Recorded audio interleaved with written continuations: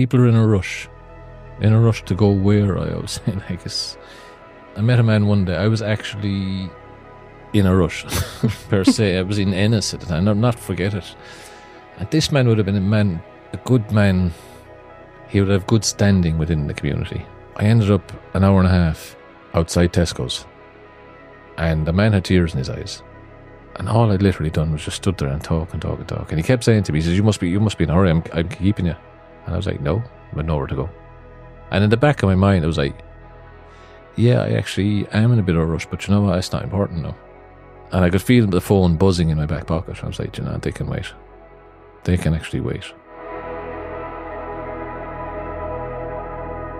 This podcast is part of the GK Media Studios Creators Network, helping people tell their stories. Become a storyteller today and learn about our podcaster network at gkmediastudios.com. Welcome. In today's episode, we have with us someone who is my dearest and my amazing life partner, Matt Ryan, aka Babe, as we call. Because this podcast is about ordinary people who does or who makes extraordinary things in their lives, I want to ask you, why do you think you are an ordinary person? Because I know you think you are an ordinary person. Well, thanks for having me here. It's good to be here. Why am I an ordinary person? Because I would say I just am. I don't think I do anything special. I am just a dad, life partner. Used to be a coach. I don't see myself as special. I know that, and I keep reminding you, and I think that's an essential part for relationships, to have that partner who is able to see in you what you are not able to see yourselves. And I know you do that for me sometimes when I'm not able to see myself. But I can certainly say that you are doing different things than the majority of people. And you are doing that with a strong confidence, despite of standing out at times. It is funny you say that you need a strong life partner to mirror or to show you what you do in life and all that. And I suppose that's something I forgot, because 13 years ago now, I stopped drinking. And part of that would have been a weekly class, two and a half hour. I won't say class. It was part of a recovery group for singles, because I was divorced. I was separated at the time, so it was singles. And what it was, you just sit down of a Monday evening for 2 hours. And some weeks you get the chance to talk, others you wouldn't. But when you're talking, you'd explain what you'd done your week, whether you went out shopping or you went out to watch a match in the pub, or you stayed at home to watch the match, anything like that. And the group then in turn would sit there and mirror what you've just said and, holding it up to you. That I found very beneficial with what I was doing. That was tough. It was 2 years of doing that every Monday. That was extremely tough. But I suppose it really did shape the last 13 years. It shaped my life to where I use my ears more than my mouth. Because I think that's essential. In a relationship? Yes. Or in life in general? In a relationship, in life. You could meet people on the street and all they want to do is talk to someone. You could be coaching kids, coaching teenagers. And that might be their hour of safety. And all they need is someone to listen, as well as coach them, I suppose. Yes. So yeah, you say I do that in a life partnership. I don't see myself as being ordinary, and I suppose, in the last few years you started showing that to me, and I find that difficult. So I'm still just me. From our daily conversations, do you think that that's a general approach or a general habit of people not seeing themselves or attaching some negative label on the seeing themselves valuable, amazing, good, positive. From my experience, yes, because growing up, children are meant to be seen and not heard. So it's when that's shaped and stamped on you at an early age, and even into teenage years, when you're in school, the teacher is all being. You don't answer back. You don't answer. You don't ask questions. You just do as you're told. You're seen and not heard. And even when it comes into adulthood, there is, how will I put it? Yeah, there's a perception there that people with money are to be respected. Famous people are to be respected just because. Okay. And that's it. Like, you don't question that. You just respect them just because. And that's something I don't believe in. And I suppose I've found that through my work. I was an alarm technician, security technician, and I have gone into people's houses that would have been millionaires and got into people's houses that would have been just about enough money to get an alarm system put in. And it's just the range of attitudes is amazing out there.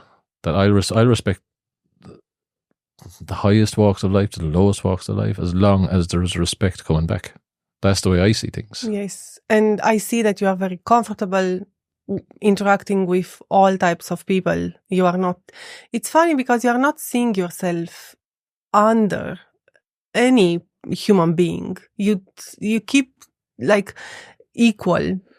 Like, you see that you are not inferior to someone. You don't act like you feel that, but also you don't feel superior, or you don't feel that you are excelling in any way.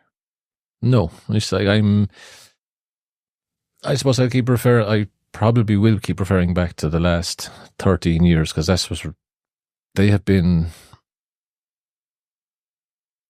I won't say tough, trying to find the word for it. They've been a learning curve in the last 13 years. And part of that would have been a lot of reading I would have done in the early days. And one of my favourite books to read would have been that of the Dalai Lama. And it's just so insightful, but so simple, what he has to say. And one of the points that I kind of grasped onto is when he explains about meeting someone for the first time. He's meeting someone from the human family, no matter their ethnicity, their background, their belief systems, anything. That first interaction, that first moment, he says, is the most important one. He says, I will always greet someone and meet someone with a smile. And that sets someone, that'll set someone at ease. And it does. And it guides the way for the whole conversation has to follow. Yes, I remember the beginning when I met you 2 years ago. I heard you saying that make sure that you stop and talk to people, because you don't know what stage in life they are, and you might be the one person who stopped to talk to them. And you are still saying that, and you are still doing that. And I think that's not what everyone does. Sometimes we are too in a hurry, we are too stressed, we are rushing through life, and we don't think it's valuable to do that.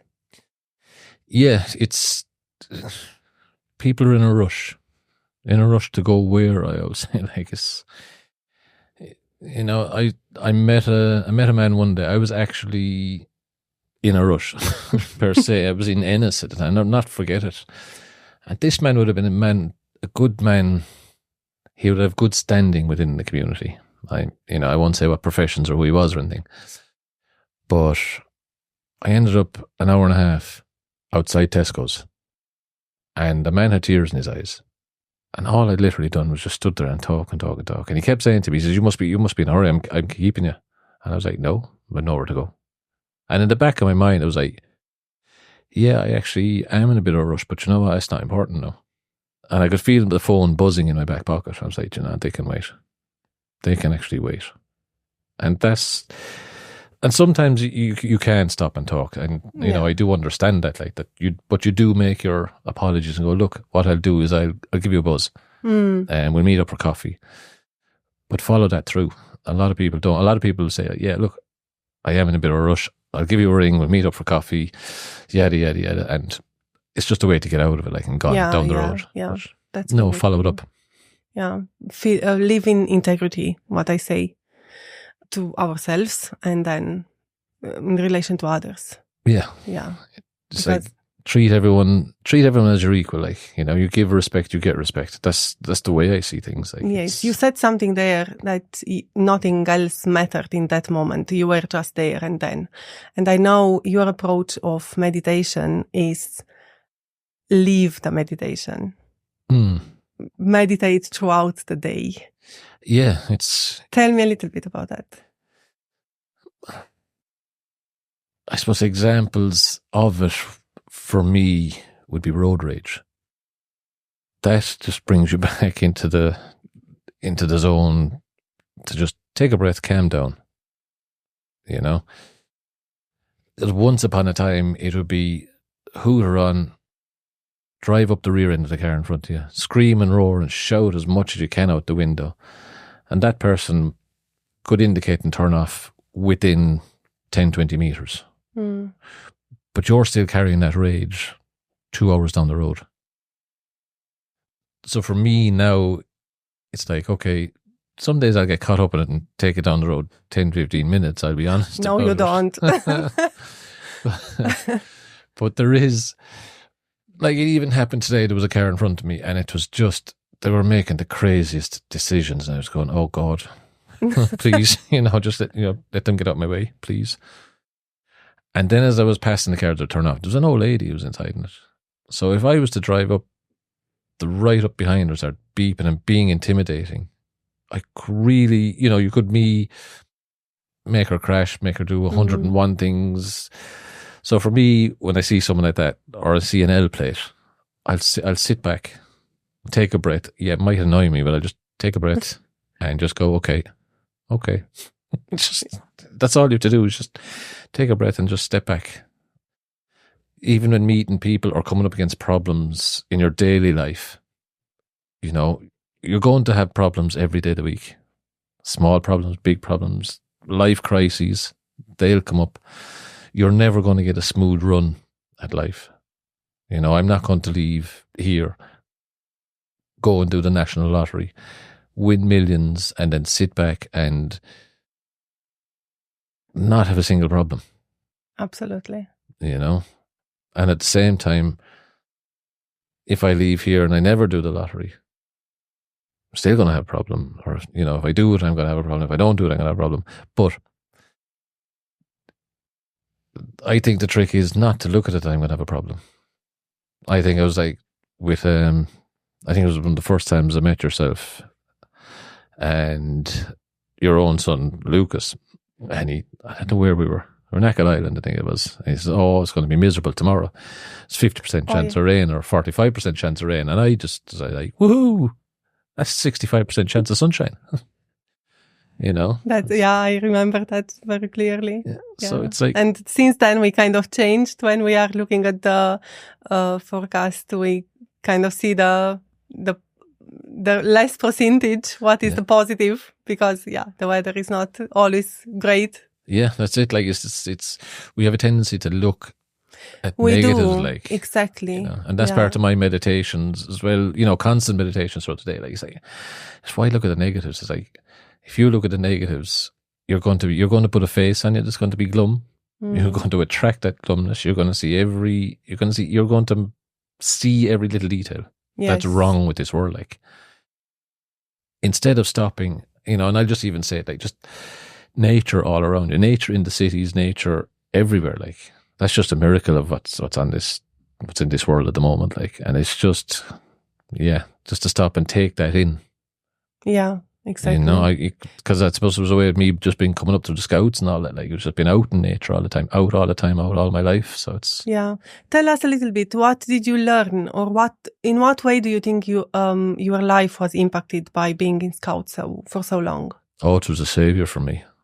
It was an absolute savior. I've no problem in saying that, because at the time they came along, I was about 9 years old, 8, 9 years old.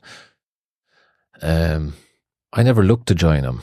I think it was my mother that brought me up to the Scouts. There was about 6 or 7 of us from the village that we went up to the neighbouring village to join it. And from that moment on, I think it was just learning about nature, being in nature. The Scout leaders we had, 2 of them. One was an ex-army officer and one was a horticulturist. And the combination of the two of them was just absolutely amazing. And for me, the events that unfolded in my life after that, if I didn't have the Scouts, I don't know where I'd be. I probably wouldn't be sitting here today chatting to yourself. I could be anywhere. But yeah, that was just a huge impact, just being out in nature. And then going on into adulthood myself, being a Scout leader myself, and just working with younger people. It's just an amazing experience, to be honest. For me, it was a lifesaver, just the discipline, learning how to cook, learning how to do so much, and respect. That was a big thing. It's just respect. I think that's where I really respect the learned rules. it. I get respect the adults. Respect the Scout next to you. Yeah. The other, yeah. Yeah, The other because being. I spent 2 years on the National Venture Forum, National Venture Committee in Dublin, Dowden part, and we were the Catholic Boy Scouts of Ireland at the time, and you had to be elected by your peers onto that. So there was one from each of the provinces, and then there was 6 of us altogether, and so one from each of the provinces, and then 2 would have been elected countrywide.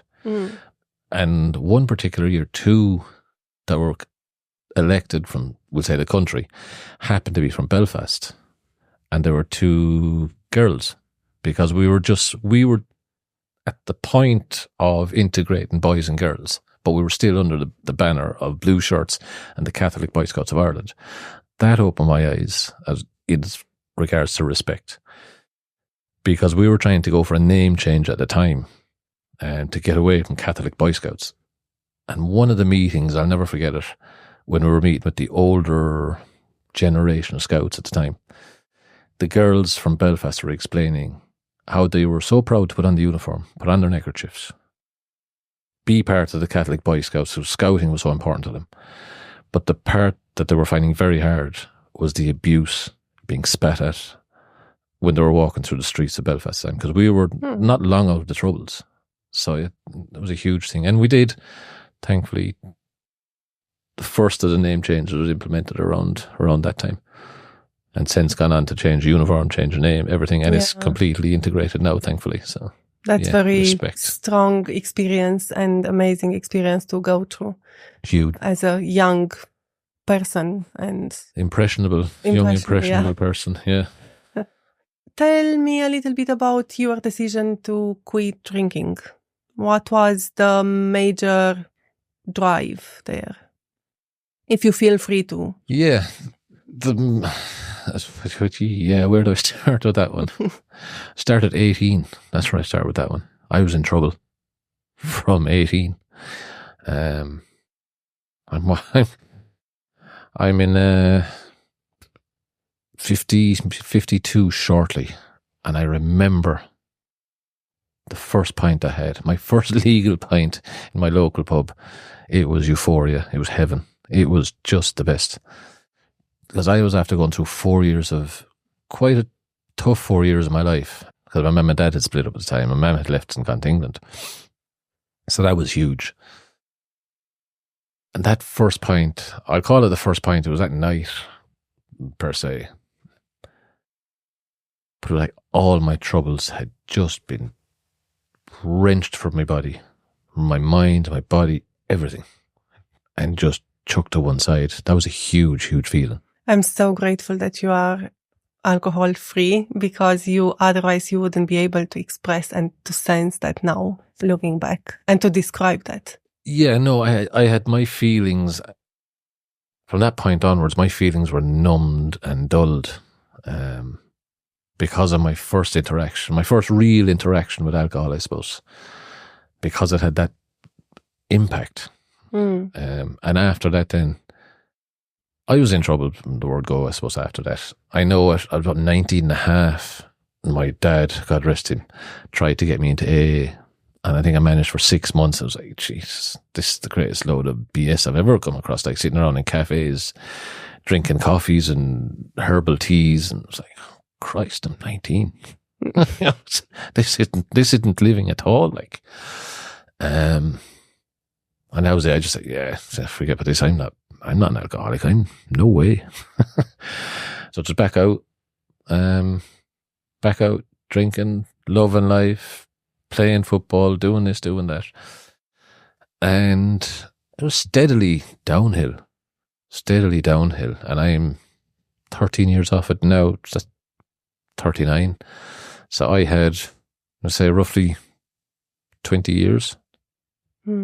Yeah, roughly 20 years of drinking. And that's how long it took for the alcohol to bring me to my knees. It brought me to a place just outside a 6 Mile Bridge where I was sitting in the van I was in. Actually, it was actually a work van that had broke down on the side of the road. I was in the middle of moving. I was just after separating. And for the first time in my life, I couldn't see anything in front of me. Nothing. It was just darkness. There was no option. It's very hard to explain. And that was only in 20 years from 19. So I suppose the reasons why I started giving it up was the help of a friend. He had rang me just at that moment when I was at my lowest, and I grasped onto it. And from then on, it was a tough, the first 2 years were the toughest because it was still, what am I going to do with myself? What did you find the hardest in those 2 years? Telling people I don't drink. No, yeah. I'm giving it up. Did you feel the pressure of telling them? Did you feel that they are going to judge you, or what was? Yeah, I felt I owed an explanation. Yeah. Because people would look at me and go, "Sure, you were never drunk." I had a good way of masking. I could be up to my eyeballs drunk, but yet wouldn't show it. I was never argumentative. I was never messy. I was never anything like that. My problems were from, I suppose, childhood, mum and dad breaking up, and the subsequent drinking that went on after that. Like numbing. Yeah, it was just tool, numbing all my feelings type of Yeah. thing. And when I did stop, it didn't stop but there. Like I suppose maybe 4 years before I had actually stopped, I had given it several attempts. I knew there was something, this isn't right. Like, it's slowly tearing me apart. And I'd go out a weekend drinking, and I would be absolutely in the horrors. We'd call it a Monday morning, and it would be mental horrors. It wouldn't be just physical shakes or anything else like that. It'd be just mentally. It'd be just like, this is just madness. It's just, I can't do this. Depression. Yeah. That's what alcohol does, really. Yeah. Oh yeah, it really, it does at the latter stages. It'll slowly, bit by bit, it'll take everything you have. It'll hurt everyone around you, and it'll kill you, is what alcohol will do to you if you happen to go down that road.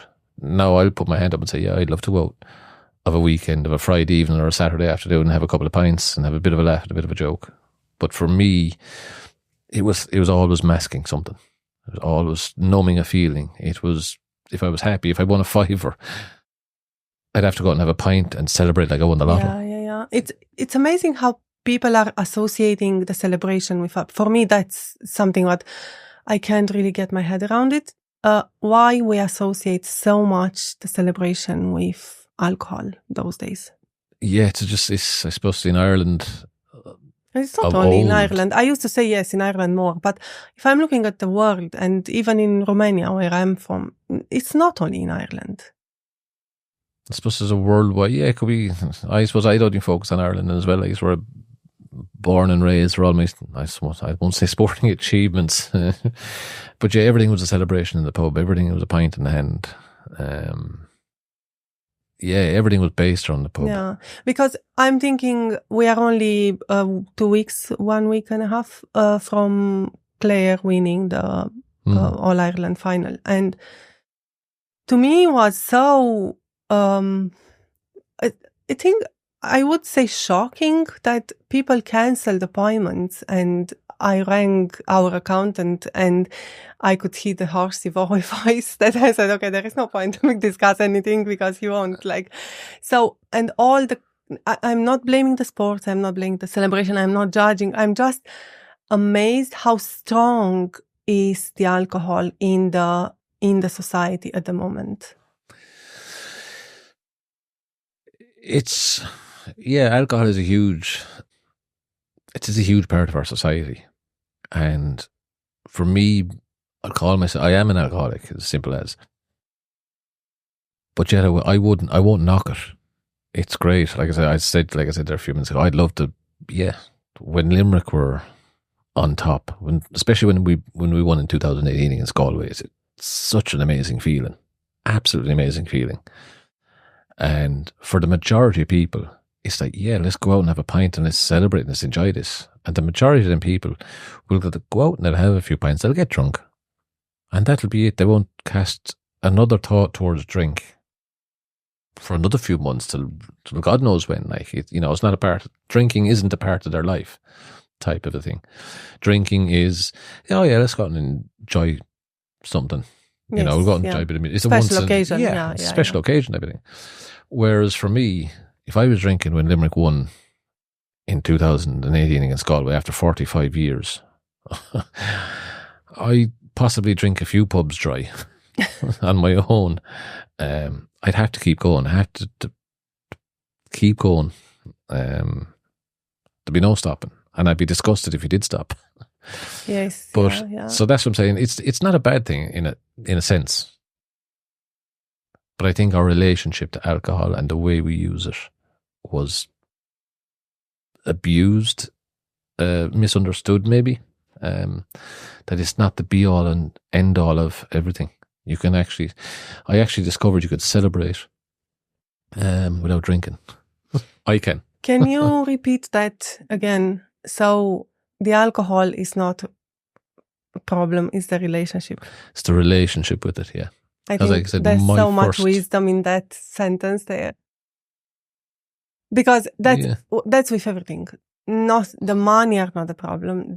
Our relationship and the way how we perceive that something in our life, what kind of gets our attention, and we put all our energy, in my words, towards attention and energy, and then drain.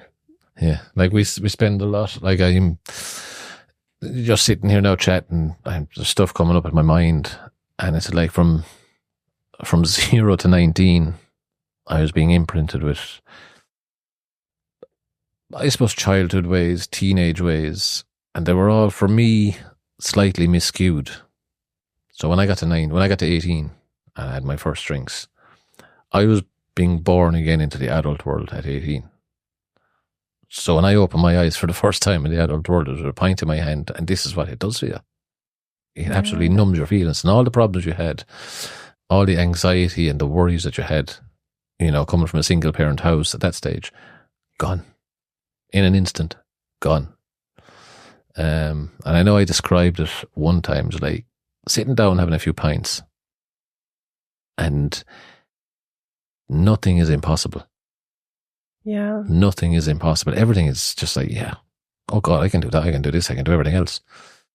But waking up the following morning with a hangover, and everything is impossible. Getting out of the bed is impossible. Going down the stairs to face people that you might have met the night before is impossible. It's like, I can't go outside the door.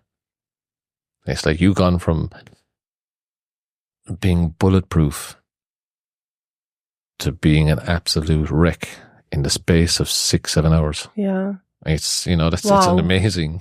Yeah. I never drank, as you know. I mean, I remember myself being kind of drunk when I was in college, and because I didn't like the feeling, for me, it didn't appeal. But it's amazing to describe and how was when you stopped?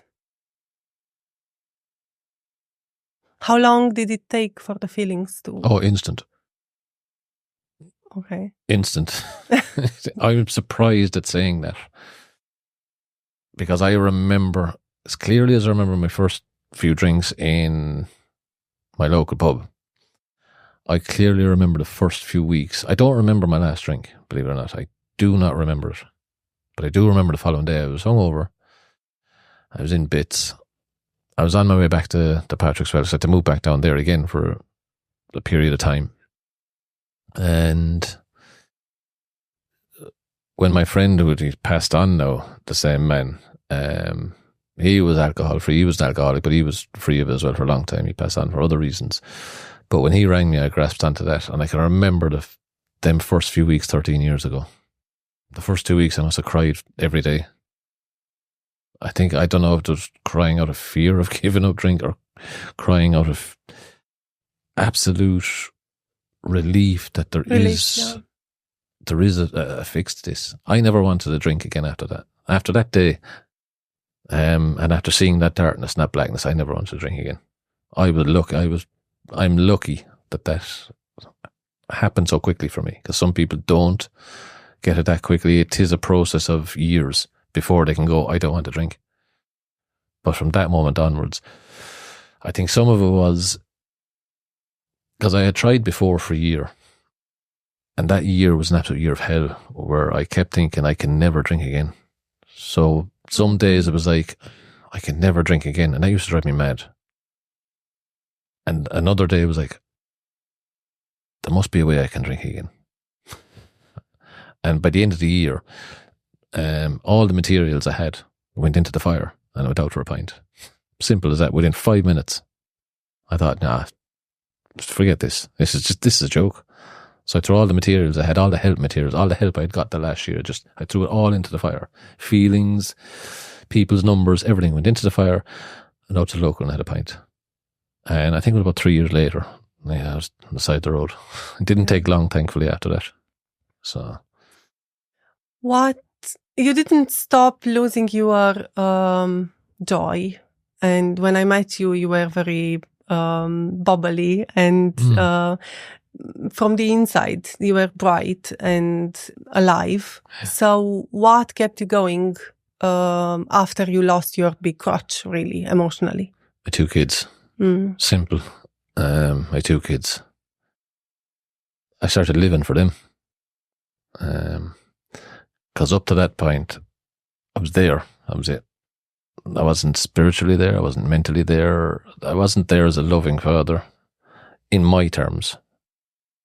When I stopped drinking, it was, I'm going to be there for every moment of their life. I'm going to try help them, guide them. And for me, I was just going to be there for me then as well. Like, it was just, yeah, I'm going to do this for me. I started doing things for me. I started simple things like going to the cinema. Started doing things like that. Going away for weekends. Just going away. I didn't have to have any. I didn't go with anyone. Just go on my own. It's like, yeah. Did you feel lonely?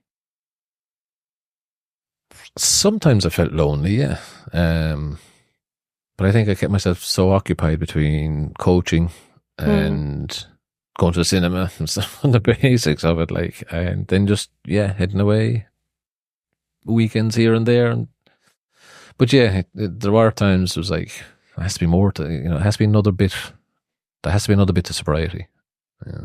Yes. I can safely say I wasn't sober for the first 2 years. It was only when I started waking up after about 2 years, I was like, oh God, yeah. I was like, that kind of a feeling, oh God, yeah. Oh my God, there's a world around me. Okay. That's when I became, I think I started becoming sober. Did you become more aware? Oh, definitely, yeah. Yeah. More aware of myself. And what was your support? My biggest support would have been a psychotherapist that was recommended to me. And she was the 5th psychotherapist that had been recommended to me. And she was amazing. After the second session with her, she said to me, like, Jesus, Matt, she says, this is a slap and shake method I need to have for you, she says. I started roaring laughing. And I knew then, like, it was like, yeah, this is going to work. The 4 up to that point were very,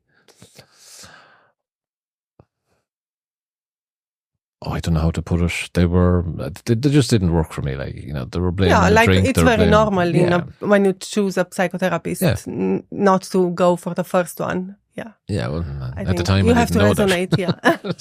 It was like they were all like, my mother was at fault, my father was at fault, the drink was at fault, the sun was at fault, the moon, everything was at fault. I was like, Jesus, people, please, you know, it's not. There's something else. It's not just that. There's something else you're not putting your finger on. Do you think it's a very common way as that people are blaming everything else outside of them instead of looking for the inside? Oh yeah, it's like it's easier to blame someone else for your own faults. Yeah. You know, I think there's a bit of a narcissist trait in every one of us. As I, you know, even myself, like it's like, well, I didn't do that. Yeah. You know, because even, you know, simple things, funny things, like you'd be on a, you know, like, cause I'm a qualified electrician and been on site. And at the time we used to go through, every company at the time used to go through lads because there'd be so much work around. Lads would be just jumping between jobs. But if a lad left, you'd blame him for 3 months. You know, if you made a mistake, I was, oh my God, I was at Egypt. That was the bit of us, you know, I should have done that. I didn't do that. You know, simple things So like it that. is, Like. yeah. So we do. And I found that quite a bit when I stopped drinking. There was a lot of negative attitude towards me. Because I think it was highlighting, hang on here now a second, he stopped drinking, so we can't blame this on him now anymore. Like, or we can't, he's not doing that anymore. It's like, You actually show people a mirror. yeah, it's like, oh crap, he's showing up and being dependable. That was the biggest part. It's like, yeah, I can actually show up and be dependable now. It's like, I don't need an excuse. Yeah. I can actually turn up and do what I said I'm going to do, like, instead of ringing up an hour before and going, yeah, the dog is after biting me in the ankle, I can't do that anymore. Or someone else down the road's after doing something. And it was liberating to do something like that? It didn't feel liberating. Okay. It didn't feel liberating because I was very much on the outside. That's the kind of way it felt like. I was on the outside. But the biggest liberating thing I got away from, and it was said to me, and I never realised it, was being down in the dumps all the time, being miserable. And it was a very good friend of mine, and you'll have to excuse my language, but he was asked, why aren't you going up to Matt? He's in a bit of a bad way.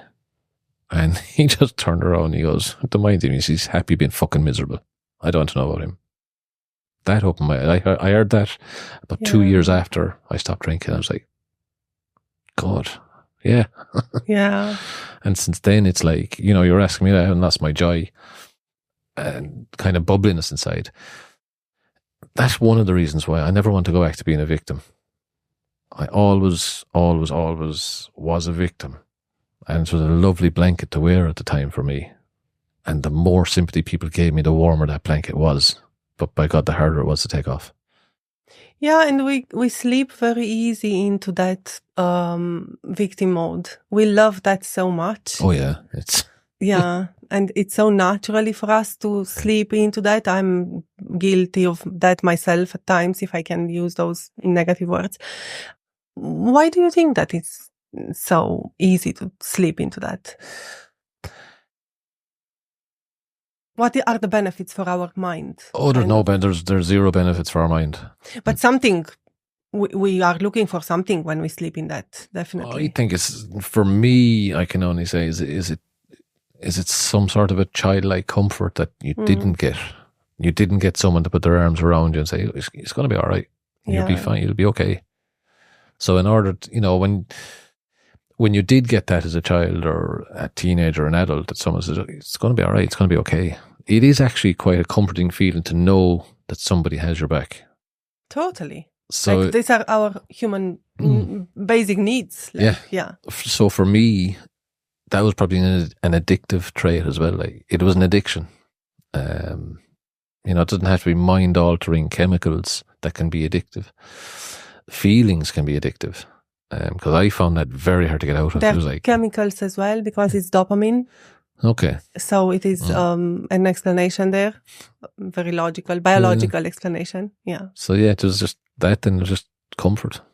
Pure comfort that, because on the other flip side of it is like, no, I'm quite all right. I can do this, I can handle this. Yeah. You know, and you're saying that while the wind and the rain is howling and beating off one side of your face. And you go, no, I'll be fine. Actually, I'll be quite all right. Have you home to go to? No, but I'll be okay. Yes. You know, to try and say that, because the world is tough. Life is tough. but life is also beautiful, and the world is just an amazing place. And you don't have to go very far outside your own area to see that. Small things, the little things. We tend to miss the little things. Yeah, it's a matter of choice to see those things. I know from everything what we discussed that you are a little bit different. You are doing different things a little bit different than the majority. I know we have a saying between us, we don't like to be a sheeple. And we don't like to be a sheeple. Yeah, don't be sheeple. Elaborate that a little.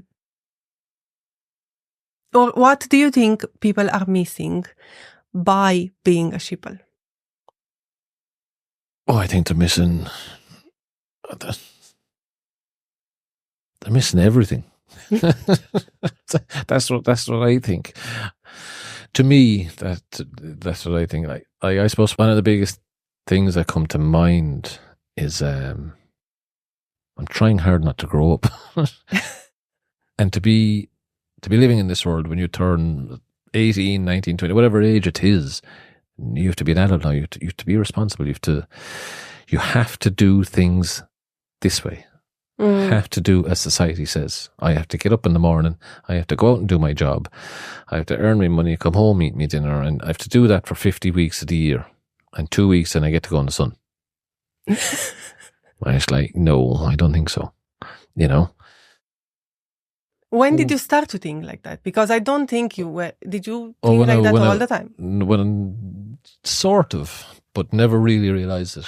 It was really when I woke up 13 years ago. 11 years ago, I'll say, actually, because that's when I started to sober up and really open my eyes. It's like, Jesus, yeah, I can get to be a child for another 40, 50 years. I was like, why be embarrassed? You know, just go out and enjoy it. Enjoy the world. Enjoy the small, small pleasures. Yeah,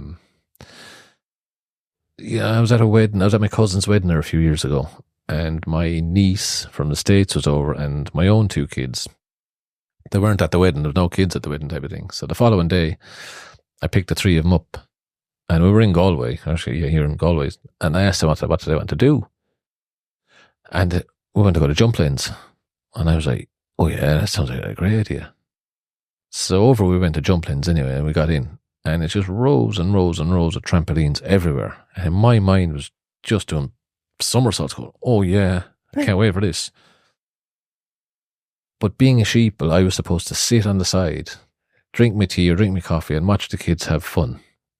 No. I was the only adult up there. Your wild spirit won. Oh, it didn't have to. So like that child inside was screaming. I just, just let it out. Yeah. If the child inside starts shouting to play. Do you think that we are too afraid to be different? Oh yeah. Because the neighbours might say something. That's a favourite saying of mine. It's like, what do the neighbours say? And Colin Meaney says. And unfortunately, we end up living our lives because of what my neighbors say. Oh, yeah. My neighbors will say, yeah. Yeah. Like, I think the biggest joy for me over the last 13 years was working with kids. Coaching them in camogie, soccer, hurling, being in the scouts. It was just the joy and the laughter that they'd get up to. And it's like, why, of course I can do that. I can be a child, but I can be responsible at the same time as well. And the scouts was the biggest part of that. Because I know at the time when I was in the scouts, any one of them scouts, they'd listen. Mm-hmm. If I had something to say, they'd listen. Because they knew if they listened to me, I was the biggest messer in the group. They'd get away with the most when it came to me, because I was the biggest messer in the group, But it was great crack. And they knew that. So when it came time to go, all right, lads, we have to get a bit serious here, they'd get serious. I was like, okay, lads, I don't want to see you doing that. Wink, wink, nudge, nudge. They start roaring laughing, and off they'd go, up to mischief. That's what kids do. That's what teenagers do. They get up to mischief. They push your boundaries. And I think that's what we lose throughout life because probably, I don't know, stress, or we choose to get stressed because I think everything what we are doing is a choice at the end, even if it's conscious or not conscious, but it's a choice. Oh, everything is a choice. Yeah. you can choose to be miserable. Yeah. Or you can choose to be happy. Like I lost my brother 10 years ago. Yeah, 10 years ago, January, I lost my brother to suicide. And that was a punch in the guts. It seems Galway has a lot too. So I was actually in Galway the morning I found out. And I couldn't leave. I was working. I literally only started working for myself. And I couldn't leave the city that day. I'd got to a point in the job I was doing where I had to just keep going. But long story short, the day of his funeral back here in Ireland, when we buried him, we were staying in the Strand Hotel. There were so many people, we couldn't all stay in Patrick's Well in the house. So we were staying in the Strand Hotel. There was about, I'm trying to think now, there was 9, if not 10 of us staying in the Strand Hotel. And it was kind of, the child inside of me was going, come on, let's play a bit. Let's do something. Let's lift the misery here. I'll call it misery because that's what it was hard. And we were in just a normal sized hotel room. And everyone had kind of come back into the hotel room. Like there was 5 kids, my own 2. Actually, 4 kids. 5, sorry, I'll include myself in that. And they were all sitting around, long faces, like 2 of them kids were after burying their father. I was after burying my brother. And I just said, let's play a game of hide and seek. And everyone looked at me. I was like, where?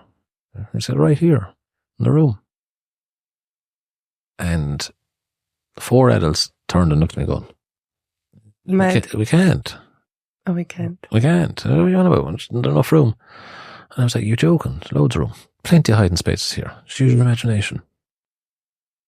And the kids were like, okay, but we're supposed to be crying. We're supposed to be, we're supposed to be mourning. We're like, I can't do this. I was like, yeah, we can. For the next hour and a half, we laughed and laughed and laughed and laughed. I know my brother was with me that day in the hotel room. Because he would have been that kind of spirit too. If he'd only managed to have made it through. Unfortunately, he didn't. But yeah, that'd be, everyone's spirit was lifted that evening. That was his way to be present there. Yeah, it kind of was. I'd say, I suppose, and I'm not taking I think it's a very strong experience and deep experience to realize that something what is so against the norm, you made a choice and then brought you something so big and valuable emotionally. We were after going through 3 weeks because the funeral ended up being 3 weeks long because he was in the States and we brought him home. Everyone had been put through the ringer over it. And it was just that 1.5 hours. It still lives with us today. Obvious, yeah. Because there's often even, it's referred back to every now and then, like, the game of hide and seek or something. Yeah. Little things you'd see, and it was fun. And it was a choice. It wasn't a wrong choice. It wasn't a bad choice. It was a choice. It was a choice, yeah, exactly. Simple as. There's no... Not put meaning into it. Yeah. There's good choices. People say good choices, bad choices. I've made lots and lots and lots of choices in my life. And I don't know if they're good. I don't know if they're bad. But they're choices that have got me to right here, right now, in the studio here in Galway. That's what them choices are. I don't know if they're good or bad. Exactly. I suppose some of them might have caused me a little more hardship than I would have liked. Some brought me a little bit more joy than I didn't expect them to bring. They taught you something. Every choice teaches you something. Yeah. Because every choice, there's a consequence to every choice. Whether it's a good or a bad consequence, there's a consequence. I know in the last probably year or 9 months, your life changed a little bit from, I think you experienced a lot of fatigue and all that. So what is changing now for you and what do you find better? Old age. You're only a child. I'll always be. Don't forget that. What are you doing now that it was different but is better for you? That's my... Yeah, up to 2 years ago, I was doing everything for I wouldn't say I was doing everything. Yeah, I was doing a lot of coaching. Everything was for the kids. I was in the coaching. I was doing scouting, coaching, my own too. Yeah, I don't think I ever actually kind of worded that now. I don't think I actually ever done anything for myself. Like I had serious knee injury, brought with me from playing football a long time ago. And I think then roughly 2 years ago, about 5, not 5, more even, my mind started turning to giving up cigarettes. And that took about 5 years before I eventually managed to stop, which kind of coincided with meeting yourself as well. And then I started doing things for myself, bit by bit. Like the coach and the kids got to an age where I wasn't going to be their coach anymore. I wasn't going to be part of their teams anymore. So I started concentrating on myself. And one of them first things I'd done was a holiday. I actually started in a gym prior to that. So, right, I'm going to get myself fit, get myself mind and body and all that kind of back in. So I had about 3 weeks in the gym, went to holidays to Turkey and put my shoulder out on a jet ski having fun as a child. So, and then after that, then it was just, I know I experienced a lot of fatigue over the last couple of years. And a lot of that was down to, I think, operations I had. I had 2 operations, one on each arm. And that put me out a bit. And I had one on my side, a pretty large one on my side as well, have a lump removed. A lot of medication, a lot of surgery. But a change of habit in the last couple of years, small habits, having breakfast in the morning, that to me is like climbing Mount Everest. Having a regular breakfast in the morning. Doesn't happen every single morning, but it never used to happen any morning once upon a time. I'm in the gym regularly now, just exercise. And it's tough because I was so used to not doing anything for myself. And mentally it's tough to change that habit of doing something for yourself. Mm-hmm. Because I shouldn't be doing it for myself. I should be doing it for someone else. I can't do it for myself. It's what you are doing with that voice? I'm telling it to be quiet as best as I can. It's like, go out and do it. You're all right. It's fine. It's okay. Enjoy it. And not feel guilty about it. That's the hardest part, is putting down that guilt. Mm-hmm. But I know I had said it, because the last couple of years as well, I kind of lost my way in actually reading and practicing my own meditations. My awareness, I don't think, has diminished. No, totally. No. But my disciplines do. That's the thing. And that's something I think that's very with hard. The awareness, only because you said it, I don't think you can unaware what you are aware of, if you understand it. You can ignore it. You can, but it's not undone. So you can't undone what once was aware, like became aware. Yeah. You can. Yeah. I think it's, as you say, you can't undo it, but you can ignore it. And that's what a lot of people do. Like, it's like, I'm after making a mess of something, but that's okay. It's just like, no, I didn't do that. Yeah. Instead of owning up and going, yeah, okay. In certain situations, okay, if I bring all this back to myself, if something happens, and it's like, okay, this may have been avoided if this was done, and if I had said something different. You don't have to go out and change it anyway. You can just be aware for the next moment. When you can do the next right thing when the next opportunity comes up. It's to do the next right thing. Thank you so much for allowing me to share with the world what I have at home. And I'm blessed every day of my life now. Before we finish, shoot me with a question. In the world we live in today, what's the one thing you would change if you could? Wow.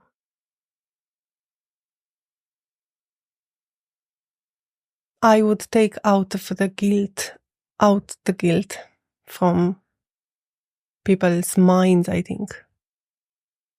Okay.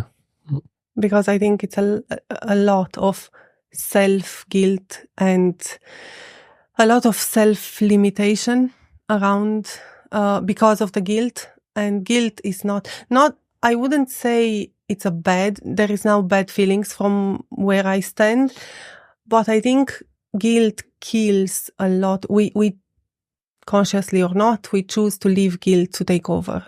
And probably if you take that guilt out, will be better. Yeah. What I'm thinking now. Thank you. Thank you so much. And You're I welcome. hope everyone out there enjoyed as much as we did. Hopefully. Thank you. And remember, just enjoy yourself.